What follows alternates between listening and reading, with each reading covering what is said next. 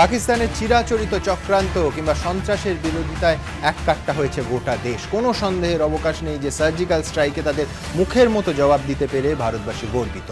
কিন্তু তাও কেন সীমান্তের আঁচে ঝলসাচ্ছে রূপলি পর্দা? পাকিস্তানি শিল্পীরা এদেশে সিনেমায় কাজ করবেন কিনা তা নিয়ে খাস বলিউডে কিন্তু কার্যত দুটুকরো। আগে পাক অভিনেতাদের বিরুদ্ধে প্রযোজকদের সংগঠন যে ধুয়ো তুলেছিল, এবার তাতে সুর মিলিয়েছে হল মালিকদের সংগঠনও। আবার উল্টো দিকে রয়েছেন অনুরাগ কাশ্যপ, প্রিয়াঙ্কা চোপড়া, আলিয়া ভট্টরা, যারা মনে করেন যে দুদেশের টেনশনের মধ্যে শুধু শুধু চলচ্চিত্র জগৎকে বলির পাঁঠা করা হচ্ছে। আর শুধু শিল্পীদেরই বা কেন? চীনকে শিক্ষা দিতে হবে, সেই জন্য চীনা দ্রব্য বয়কট। আমেরিকাকে শিক্ষা দিতে গিয়ে মার্কিন প্রযুক্তি বয়কট। এই বাড়াবাড়িটার এই মুহূর্তে কি ভারতবর্ষের খুব প্রয়োজন আছে? আমরা এই অনুষ্ঠানের শুরুতেই আসুন দেখি যে পাক অভিনেতা ইস্যুতে কিভাবে বলিউড কার্যত বিভাজিত। मेरी तबाही सालों का रिश्ता हम दोनों के दरमियान इतनी आसानी से कैसे खत्म कर सकती हो तुम? ছবির বিষয়বস্তু ছিল দিলের মুশকিল, কিন্তু মুক্তির এক সপ্তাহ আগে করণ জোহরের সেই ছবি ঘোর মুশকিলে। ये अली कौन है? मेरी तबाही मुझसे पहली सी मोहब्बत मेरे महबूब नमक। কারণ প্রযোজকদের সংগঠন ইম্পার পর এবার সিনেমা হল মালিকদের নয়া ফতোয়া। সিনে হল ওনার্স অ্যান্ড এক্সিবিটর্স অ্যাসোসিয়েশন অফ ইন্ডিয়ার নিদান পাক অভিনেতা ফওয়াদ খান ছবিতে থাকায় মহারাষ্ট্র, গুজরাট, গোয়া এবং কর্ণাটকে সিঙ্গল স্ক্রিনে এই ছবি দেখানো হবে না।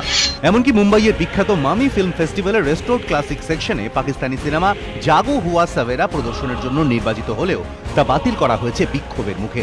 আর এসব নিয়েই আড়াআড়ি বিভক্ত বলিউডও। একদিকে অশোক পণ্ডিত, মধুর ভান্ডারকারের মতো সরকারপন্থী বলে পরিচিত চিত্র পরিচালক কার্যত পাক অভিনেতাদের বয়কটের পক্ষেই সওয়াল করেছেন। অন্যদিকে এই ইস্যুতে করণ জোহরের পাশে দাঁড়িয়ে সরাসরি নরেন্দ্র মোদীকে নিশানা করেছেন পরিচালক তথা প্রযোজক অনুরাগ কাশ্যপ। তিনি টুইট করেছেন, স্যার, 25শে ডিসেম্বর পাকিস্তান সফরে গিয়ে সে দেশের প্রধানমন্ত্রীর সঙ্গে দেখা করার জন্য এখনো পর্যন্ত ক্ষমা চাননি আপনি। সেই সময় এ দিল হ্যায় মুশকিলের শুটিং করছিলেন করণ জোহর। আপনি আমাদের করের টাকায় পাকিস্তান সফর করছিলেন, আর সেই সময় ওই ছবিটি পয়সা খরচ করে শুট করা হচ্ছিল, তার জন্য কাউকে সুদ দিতে হচ্ছিল। আমি আসলে বিষয়টি বোঝার চেষ্টা করছি, আমার বুদ্ধি কম তো তাই কিছু বুঝতে পারি না। আপনার খারাপ লাগলে ক্ষমা করে দেবেন।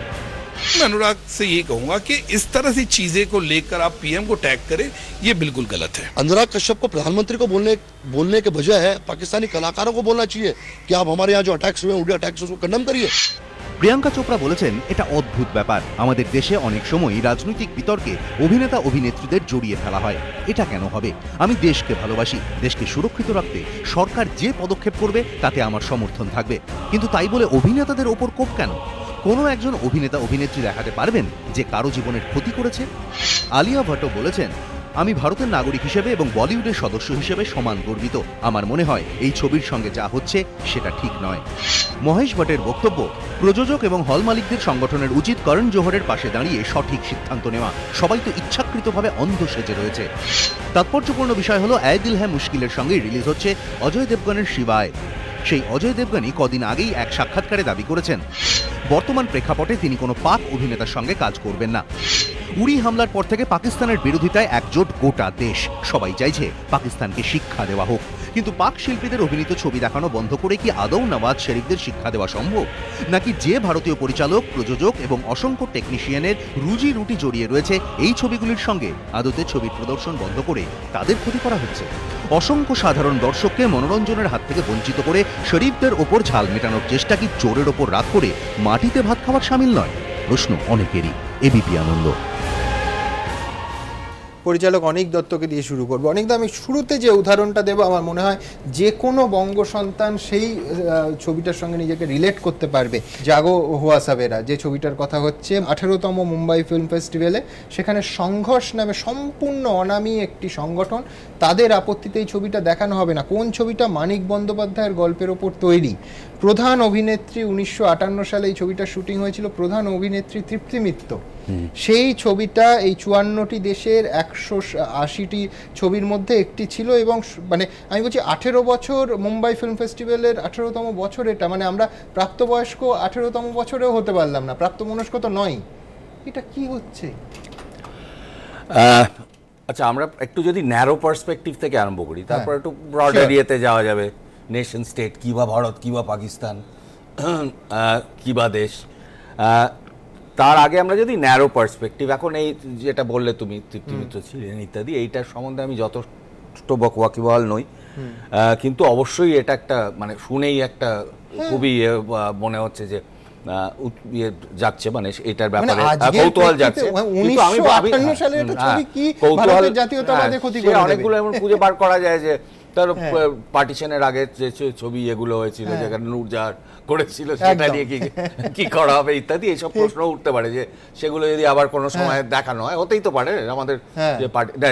আমি যদি ধরি এই ফাওয়াদ খান যাকে নিয়ে আমি মানে একে মোটামুটি সবাই চেনে, আর ওই অন্যান্য অনেক সিঙ্গার টিঙ্গার নায়িকা টাইকা নতুন আছে, আমি মইনা খবর রাখবে, কিন্তু আমি বলছি এই ফাওয়াদ খানকে এইটা দিয়ে আমরা কি কার্যসিদ্ধিটা হচ্ছে, ও কি ফেরত গিয়ে নওয়াজ শরীফকে বলবেন দেখুন স্যার আমি ওখানে গিয়ে বেশ সুন্দরী মহিলাদের সাথে নেচে টেচে দুটো টাকা কামাচ্ছিলাম, আপনি কেন ঘাটি করছেন, এরকম ইয়েতে উড়িতে ইয়ে করছেন, আপনি এটা বন্ধ করে দিন। হ্যাঁ, তো তাতে সে কি শুনবে, বা রাহিল শরীফ ও শুনলেও রাহিল শরীফ কি শুনবে, তো সেটা তো হবে না। আর এই ছেলেটিকে ধরা যাক, এখন দুটো দেশেই এরম লোকজন রয়েছে যে একটু মানে বেশ হই হই রই রই করে একে মার ওকে মার করার লোক রয়েছে, কিন্তু সেন্সিবল লোকও তো রয়েছে।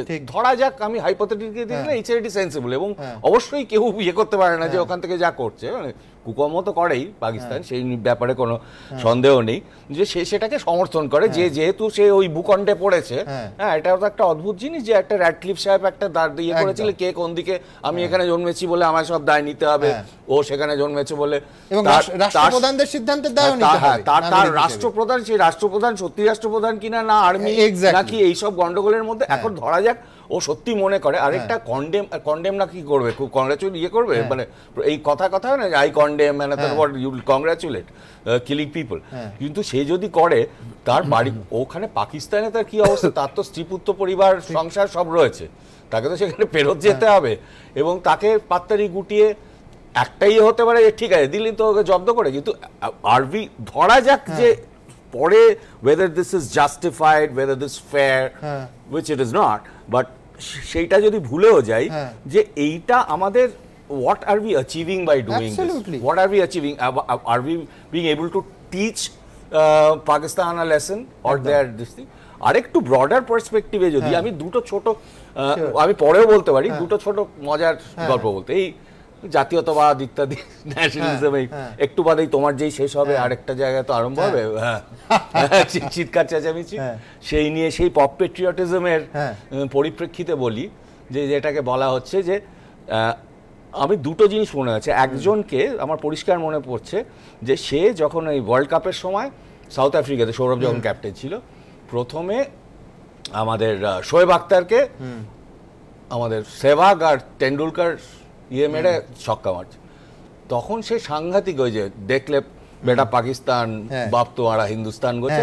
আই মাস্ট অলসো অ্যাডমিট যে আমার ছোটবেলা থেকে তো আমাদের নানা রকম কন্ডিশনিং এ পড়ে আছি, মাঝে মাঝে সেই জিঙ্গুইস্টিক জিনিসগুলো একটু একটু সারফেস করে, আমার খুব ভালো লাগছে। শোয়েব আখতার টেনে টেনে মারছে, কিন্তু তাকেই দেখলাম সে যখন সৌরভ গাঙ্গুলিকে ড্রপ করা হলো, এবং সে একা না, প্রচুর লোক এখানে ওয়েস্ট বেঙ্গলে যারা অ্যাকচুয়ালি পাকিস্তানকে সাপোর্ট করছিল ইন্ডিয়ার এগেনস্টে, এটা কেউ স্বীকার করুক কি করুক না আমি জানি না, whether you have experienced that, তার মানে তোমার এই যে nationalism or whatever it is patriotism, এটা বাউন্ডারি দিয়ে ভাগ, এটা তো ট্রাইবাল একটা ন্যারো হতে হতে তারপর তোমার দেশ, তোমার রাজ্য, তারপর তোমার পাড়া, তোমার বাড়ি, এলাকা সমস্ত।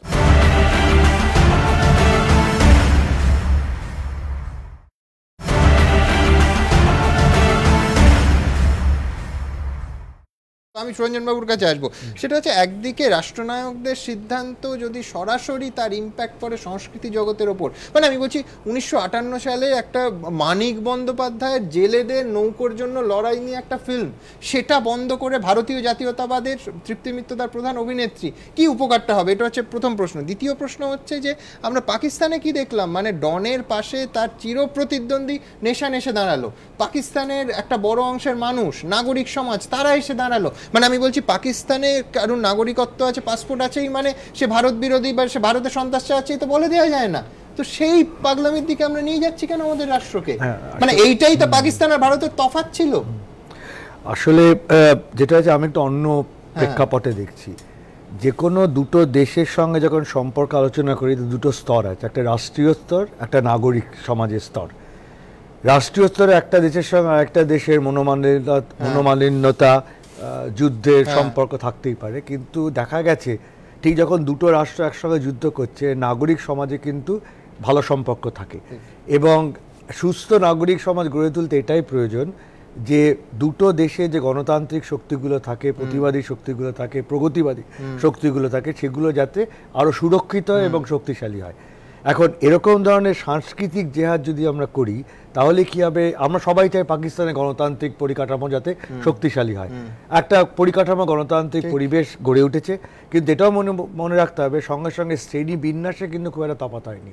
এখনো কিন্তু সামরিক বাহিনীর একটা strong strangle on the economy রয়েছে।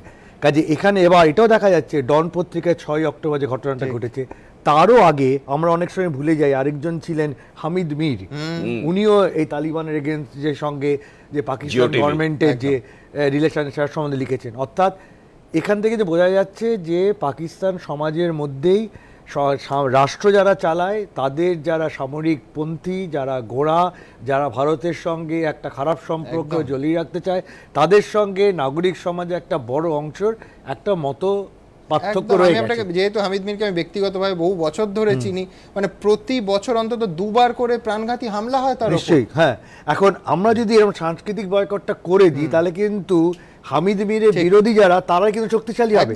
আমার যেটা দরকার, যেটা আমাদের আন্তর্জাতিক সম্পর্ক নিয়ে যারা আলোচনা করা, যেটা ইতিহাস থেকে দেখা গেছে, দুটো রাষ্ট্রের মধ্যে যুদ্ধ থাকলেও সাংস্কৃতিক মেলবন্ধন যদি ঘটানো যায়, যদি অর্থনৈতিক মেলবন্ধন ঘটানো যায়, তলা থেকে যদি একটা সুসম্পর্ক গড়ে তোলা প্রক্রিয়া গড়ে তোলা যায়, তাহলে সেইটার চাপ কিন্তু শেষ পর্যন্ত উপর দিকে পড়ে এবং আমাদের সুসম্পর্ক বজায় রাখে। আমাদের সেটাই দরকার।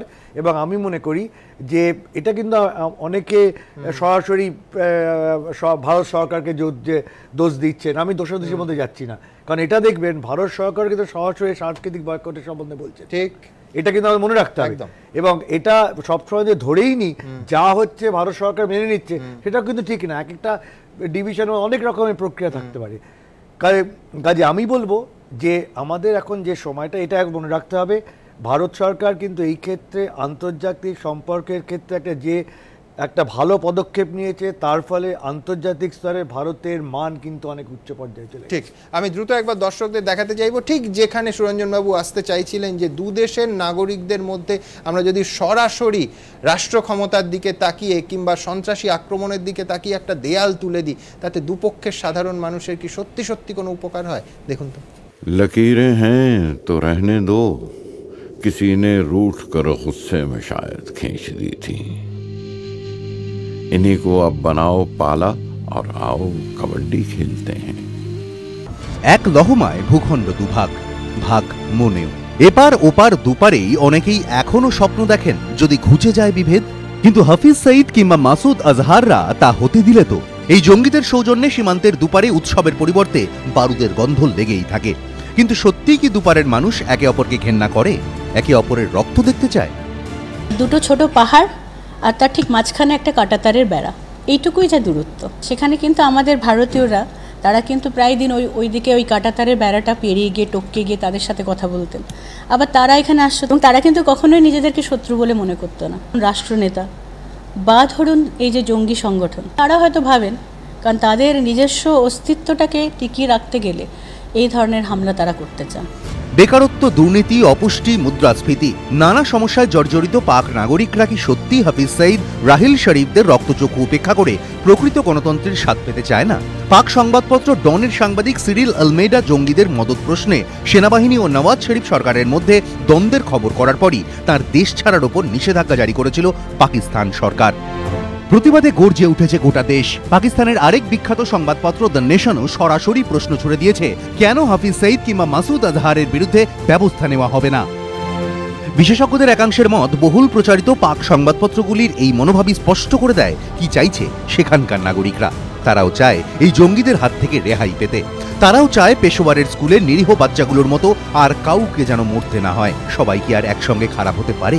ইসলামাবাদ যাওয়ার অভিজ্ঞতা থেকে প্রাক্তন কংগ্রেস সাংসদ রমিয়া বলেছিলেন, পাকিস্তান কোনো নরক নয়, ওখানকার মানুষও আমাদের মতোই, ওরা আমাদের সঙ্গে খুব ভালো ব্যবহার করেছেন। আর এতেই ব্যাপক গোঁসা হয়েছিল একদল মানুষের। কারণ রমিয়ার এই মন্তব্যের ঠিক আগেই প্রতিরক্ষামন্ত্রী মনোহর পারিক্কর বলেছিলেন, পাকিস্তানে যাওয়া মানে নরকে যাওয়া। কিন্তু প্রশ্ন হলো, পাকিস্তানের মানুষকে ভালো বলাটা কি এত বড় অপরাধ? পাকিস্তানে যেমন হাফিজ সাইদ, মাসুদ আজহারের মতো জঙ্গিরা আছে, তেমনি এমন মানুষও আছে যারা মুক বধির গীতাকে নিজেদের মেয়ের মতো বড় করে ভারতে ফিরিয়ে দিয়েছে। ভারতীয় নাগরিক সরবজিৎ সিংহের মুক্তির জন্যও লড়াই করেছিলেন পাকিস্তানি আইনজীবী।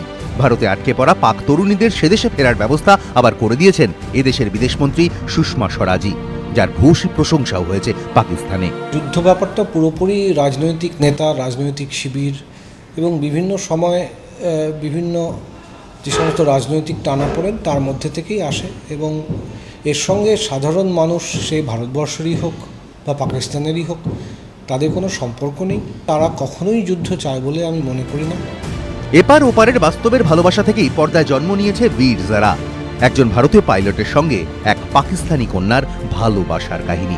রিলের মুন্নিকে পাকিস্তানের পৌঁছে দিয়েছে এপারের বজরঙ্গি ভাইজান। কিন্তু পাকিস্তানের দণ্ডমুন্ডের কর্তারা এই ভালোবাসার অর্থ বুঝলে তো? জঙ্গি পাঠিয়ে এপারে রক্ত ছড়াতে গিয়ে ওপারেও যে রক্ত ঝরছে তা জেনেও তারা তাদের কাজ চালিয়ে যাচ্ছেন। মানুষের মন তারা বুঝলে তো? কবে বন্ধ হবে যুদ্ধবাজদের এই নীতি? প্রশ্ন অনেকেরই। কৃষ্ণেন্দু অধিকারী, এবিপি আনন্দ, কলকাতা।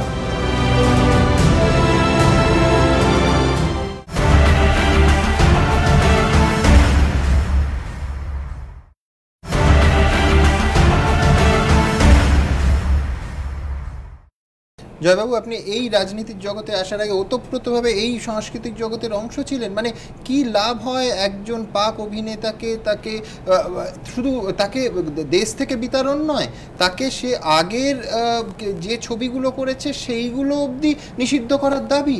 মানে এ কি পাগলামি চলছে?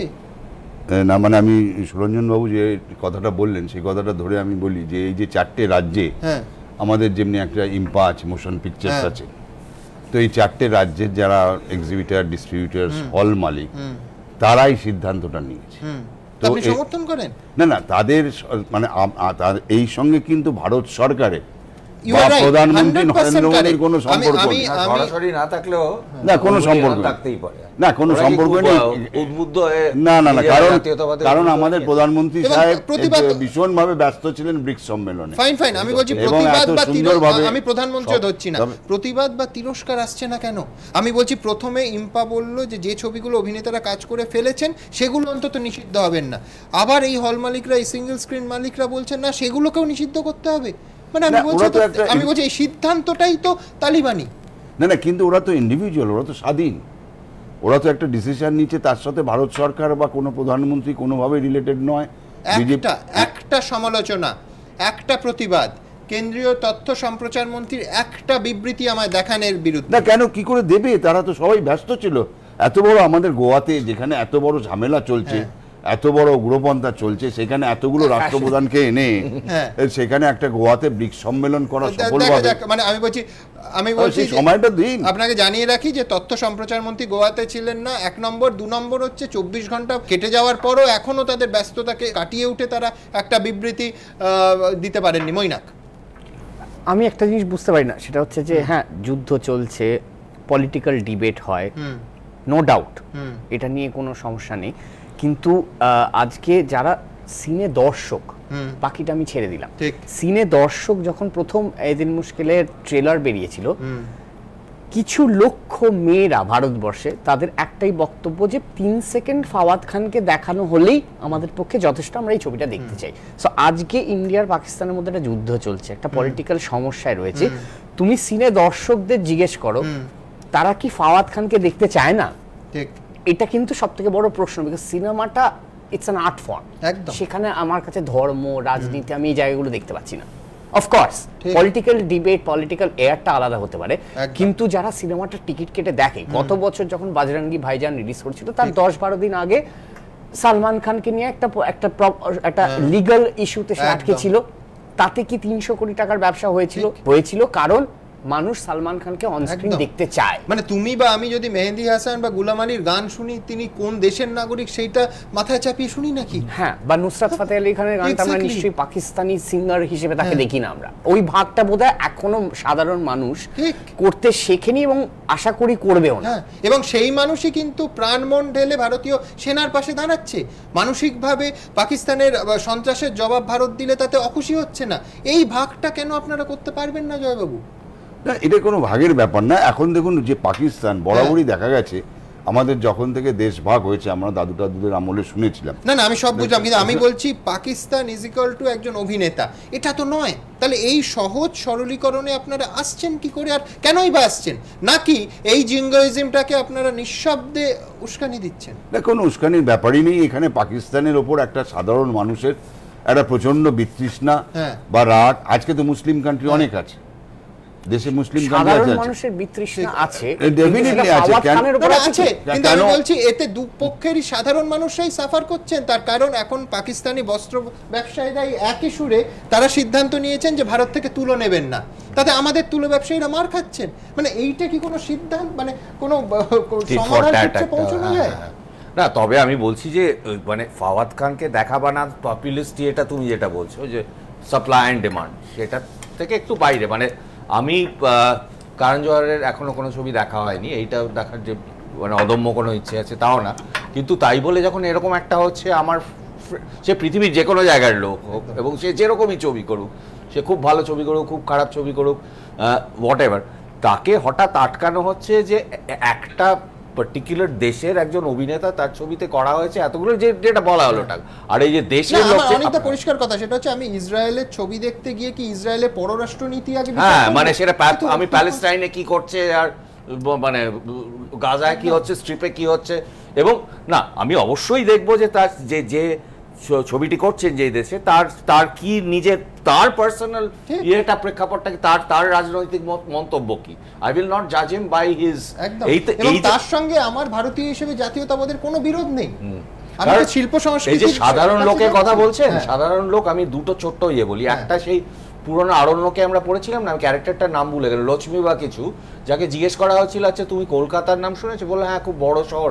তুই ভারতবর্ষের নাম শুনেছিল, সেটা কি আরো বড় শহর?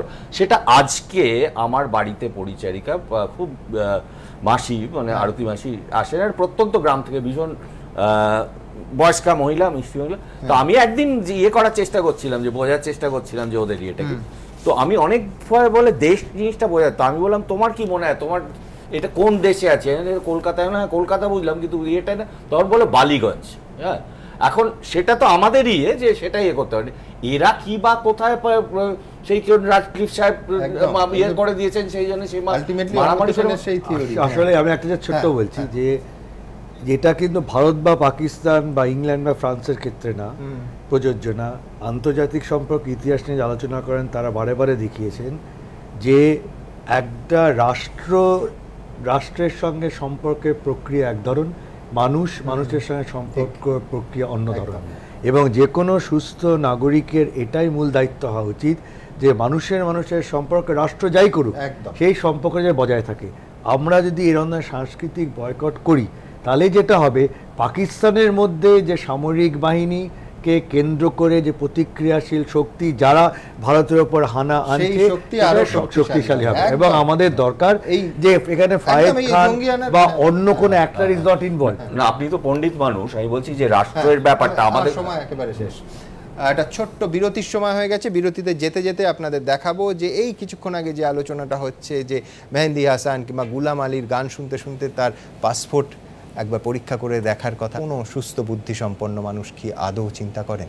দেখুন, ছোট্ট বিরতি পর ফেরত আসছি। শাহরুখের রইসে নায়িকার ভূমিকায় পাক অভিনেত্রী মাহিরা খান। রণবীর, অনুষ্কা, ঐশ্বর্যর সঙ্গে আবার আয়ে দিল হ্যায় মুশকিল ছবিতে রয়েছেন পাক অভিনেতা ফওয়াদ খান। सालों का रिश्ता हम दोनों के दरमियान इतनी आसानी से कैसे खत्म कर सकती हो तुम? কাশ্মীরে পাকিস্তানের চক্রান্তে যখন একের পর এক জওয়ান শহীদ হচ্ছেন তখন অনেকেই সওয়াল করছেন এই পাক অভিনেতাদের নিষিদ্ধ করে ইসলামাবাদী শাসকদের বার্তা দিতে, কিন্তু অনেকেই আবার এর সঙ্গে একমত নন, কারণ দেশভাগের মতো তিক্ত অভিজ্ঞতা সত্ত্বেও কাঁটাতারের বেড়া কিন্তু কখনোই শিল্পীদের মধ্যে বিভেদ তৈরি করতে পারেনি। ওপারে এপারের সিনেমা যতটাই জনপ্রিয়, कितने आदमी थे सरदार? 2 आदमी थे। এপারেও ওপারের গায়কদের গান ততটাই হৃদয়ে তোলপাড় করেছে। ওপারের গায়কদের গান এপারেও ততটাই হৃদয়ে তোলপাড় ফেলে, সে ফরিদা খানম হোক কিংবা গজল কিংবদন্তি মেহেদি হাসান। আজও গুলাম আলী লাহোরের চেয়ে বেশি ভালোবাসা পান এই কলকাতায়। চুপকে চুপকে রাত দিন आंसू बहाना याद है। নুসরত ফতে আলী খান হন কিংবা তার ভাইপো রাহত ফতে আলী খান, ভারতীয়রা কখনো তাদের পাকিস্তানি হিসেবে নেননি, আদর করে বরণ করে নিয়েছেন গায়ক হিসেবে। পাক সুফি গায়ক আবিদা পারভিনের দামাদম মস্ত কলন্দরে আজও বুঁদ এই প্রজন্ম। সালমা আগার সেই জনপ্রিয় গান হোক কিংবা হালফিলের শফাকত আমানাত আলী কিংবা আতিফ আসলাম, ভারত বহু পাক শিল্পীকেই সাদরে গ্রহণ করেছে, এতটাই ভালোবাসা দিয়েছে যে আদনান সামির মতো পাক গায়ক ভারতের নাগরিকত্ব পর্যন্ত নিয়ে নিয়েছেন। শিল্পীরা মানুষকে আনন্দ দেয়, জঙ্গিরা মানুষ মারে। সেই জঙ্গিদের শিক্ষা দিতে শিল্পীদের পায়ে বেরি পড়ানোটা কি আদৌ যুক্তিযুক্ত? প্রশ্ন অনেকেরই। এবিপি আনন্দ।